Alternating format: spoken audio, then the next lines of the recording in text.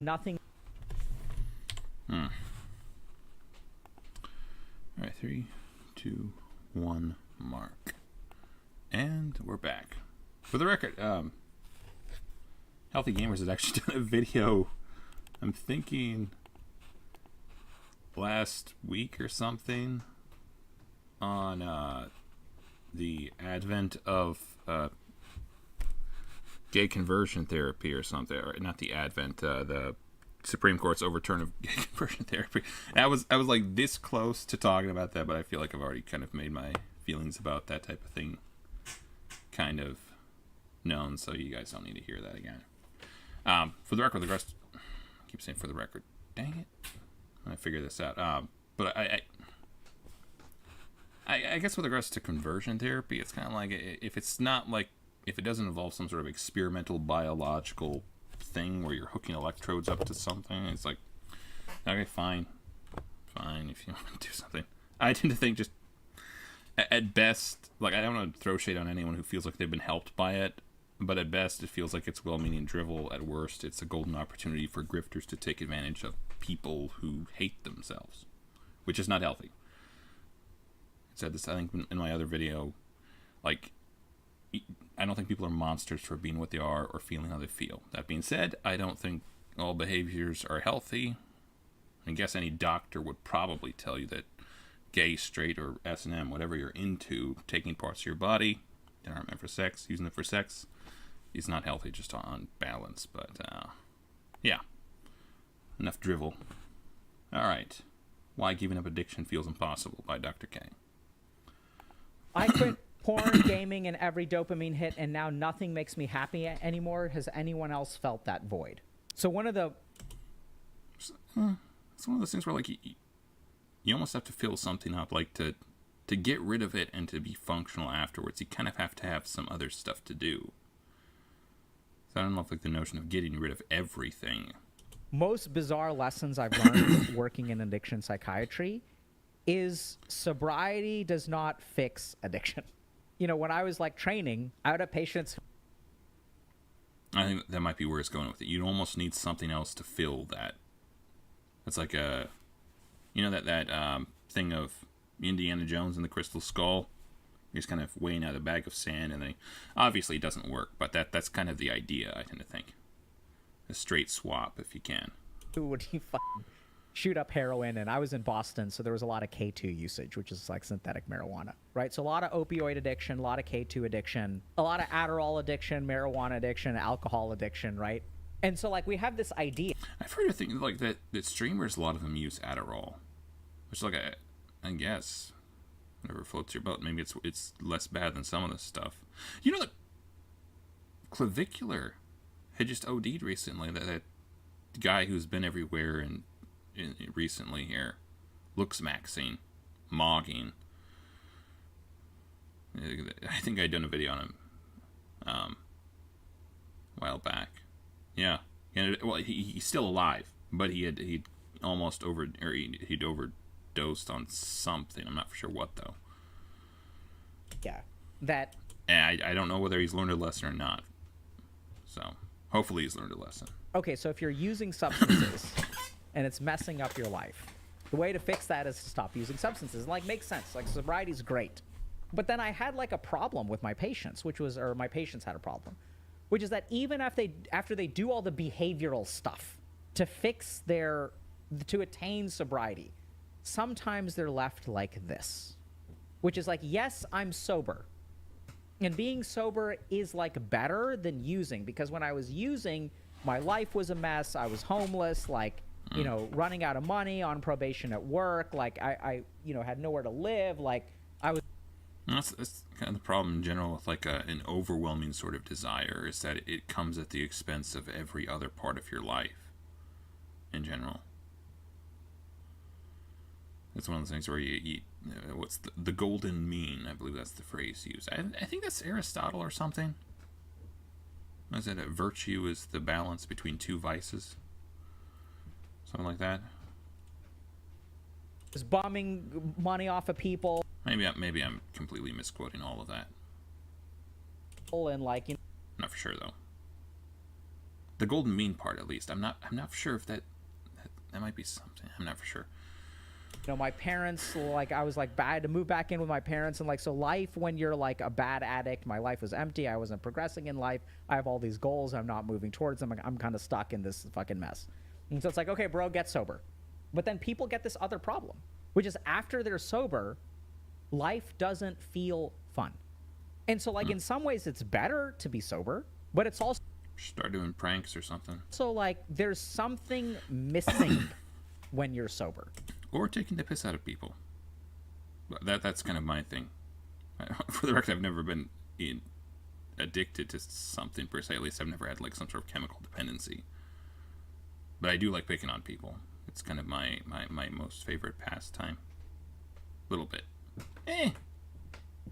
I think less so these days. Actually, more so probably when I was younger. I actually liked picking on people. But these days I still enjoy it. The only people I don't pick on is motherly types in general. I feel like that's a good line to have. The joy, the zest, everything feels gray. It's just not as fun.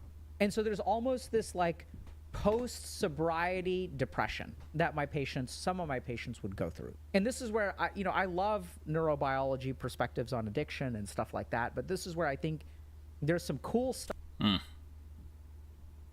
It's like I tend not to like neurobiology on stuff, like, 'cause it feels like it kind of almost subverts the very notion of the experience itself. It's like you're breaking it down into really fundamental parts, and like the notion of being in love. Like, it feels like sometimes you just have to exist in the experience itself, and sometimes that empirical sort of control is almost to be preferred to the more fundamental isolate type of way of describing it. I tend to think.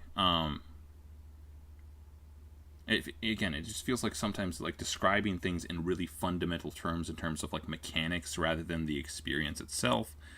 It leaves one wanting. Like if a girl asks you if you love her, she doesn't want a description of the neuroscientific behavior that's happening in your brain. She wants you to talk about it in emotional terms. And talking about it in scientific terms kind of takes away from the experience itself, if that makes sense. Like, I don't know. Maybe that's balderdash, but that's kind of how it feels. Off from the field of psychology. And this is not just a problem with people who become sober. So I don't know if you guys had this kind of growing up. So I don't think that's necessarily just with regards to emotions or stuff like that. Generally speaking, if you discuss a topic in language not really meant for that topic, it can often have an adverse effect on like your perception of it or something. Like it almost subverts it. Grew up in a small town in Texas, and there were people who like peaked in high school.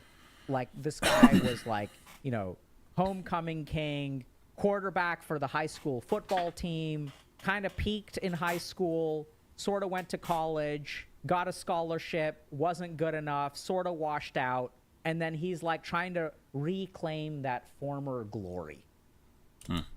Living in it. Yeah. Another good example of this is someone who gets caught up with the one who got away. Had a relationship, everything was fine. The relationship ends, this person moves on with their life, and my patient is stuck. They can't move on. So this is like a problem where, I don't know if this kind of makes sense. Some human beings have something in their life that they really love. And then when that thing ends, they feel empty. And so we're going to talk about fundamentally moving on. So if you're someone who... Well, I think some of that can literally just have to do with the intensity of the experience itself. Because like with regards to that type of thing, you can have like a really intense experience with a person, and then when that thing ends, everything else by contrast to that one perfect moment, that one perfect part of your life, seems insipid and meaningless and nothing by contrast to it. So you're thinking back on those times with like, how do I get back there? How do I feel that way again? Because that felt like real life there. I feel like that was what life is really supposed to be like. So maybe that's the way people get stuck in the past like that or something. Has difficulty moving on, right? And by sobriety, and this is like kind of what I mean about addiction is, and y'all kind of know what I'm talking about if you've been addicted to something, which is that like the high of that thing is so fucking good, and you go chasing it even after you're sober. You're like, how do I find that zest? And people will tell me, and I have patients who do all the right stuff, right? I'm telling them, meditate, because meditate brings joy and inner peace. Meditate more, you'll find bliss. Blissed out, baby. Let's get blissed. Oh. Right? And people used to do like LSD or psilocybin or things like that, and they're like...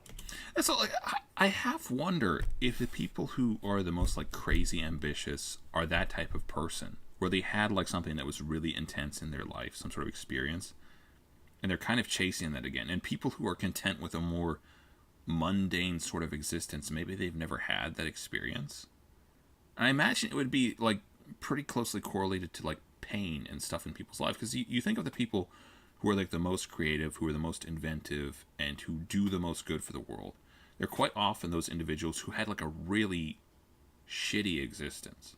Like, something really terrible happened to them. And because of that, they're almost... They're like, I don't know, maybe like it feels like there's almost a correlation there. Hey, I've heard that meditation can have these spiritual experiences too, so let me try that. Let me go to Dr. K, and Dr. K is going to teach me this esoteric meditation, and then I'm going to have these spiritual experiences, and then it'll be like I'm back to LSD or psilocybin without having LSD or psilocybin. The core thing is you want to go back to that thing, that feeling. And then the problem is you look for other things, right? You're like, how do I find joy without drugs? Like, what game is going to give me scratch that itch? Well, that's kind of the problem. Like, those really intense experiences, like I said, I feel like those addictions, they come at the cost of everything else in your life. But is it worth everything else in your life to do that? Obviously not. But it feels like once, like, in that moment, it feels like it's everything to you. Because it's that intense. By contrast, all this other stuff, it's nothing. There's just this one really intense experience, and it feels like once you get out of that, like, I guess the question would be, maybe you have to find that meaning in a whole bunch of other things rather than something else of equal intensity, if that makes sense. Like, I don't know. And nothing does. No person lives up to the one who got away, right? Some studies show that crystal meth, you guys want to know why people get addicted to crystal meth? It increases dopamine transmission by 1,000 to 10,000 times normal. Sweet glory. Dopamine transmission in your pleasure circuits in the brain. And then we're looking for something like that. When people hear about our coaching program, their first response is usually, why would I work with another human being when I can watch YouTube videos all on my own? Working with a coach is about amplifying your time and effort. We're great at wanting things and even making some progress, but we usually struggle with follow through or have some kind of setback. And that's exactly where working with a coach can help. Coaches provide personalized support to help you set your weird fundamental in the description below to see if coaching is right for you. This is a weird, fundamental, psychological thing. But if you are someone who's fundamentally stuck and looking for life to have zest, we're going to go back to our boy, the one... See, and again, I feel like that...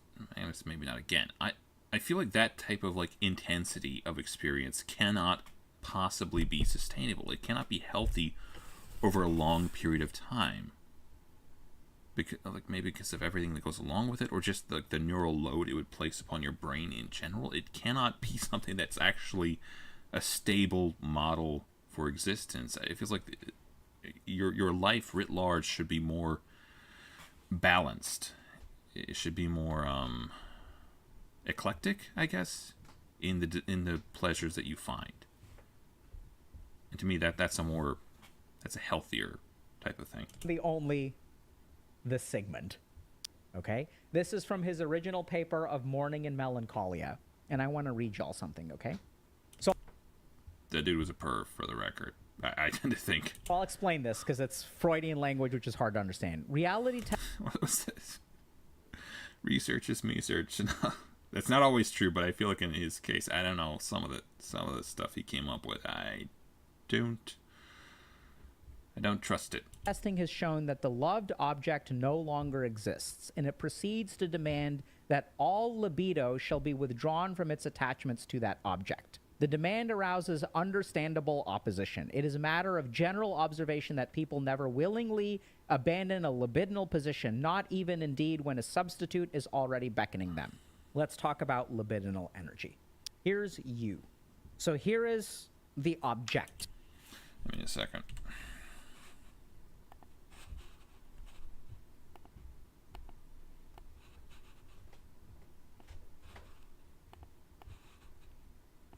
Alright, here we go.